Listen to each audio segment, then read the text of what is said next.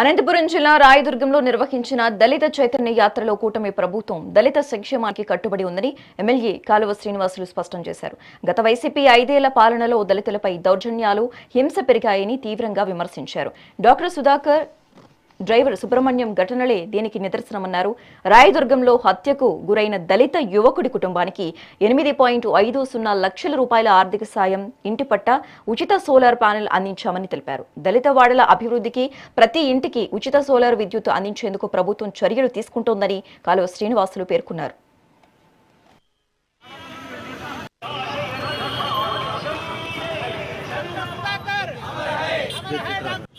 రాష్ట్ర వ్యాప్తంగా తెలుగుదేశం పార్టీ ఆధ్వర్యంలో 3 రోజుల పాటు దళిత చైతన్య కార్యక్రమాలు నిర్వహిస్తూ ఉన్నాం. ఈ 3 రోజులు ఎందుకో ఈ కార్యక్రమాలు నిర్వహిస్తూ ఉన్నామంటే, ఒకటి 2 ఏళ్లలో కూటమి ప్రభుత్వం దళితుల సంక్షేమానికి, అభివృద్ధికి చేసిన కార్యక్రమాలను చెప్పుకోవడం.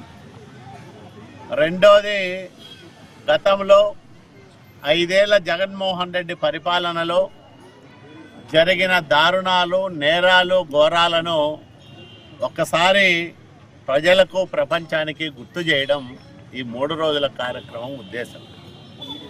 తలుచుకుంటేనే బాధేస్తారు.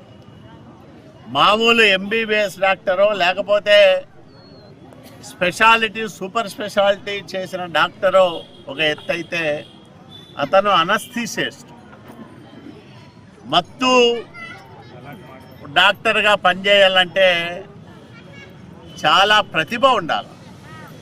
అట్లాంటి ప్రతిభావంతుడైన డాక్టర్ సుధాకర్ను పిచ్చివాడని ముద్ర వేసి సైకో జగన్ అతి కిరాతకంగా అతన్ని పొట్టన పెట్టుకున్నాడు. రాష్ట్ర వ్యాప్తంగా తెలుగుదేశం పార్టీ ఆధ్వర్యంలో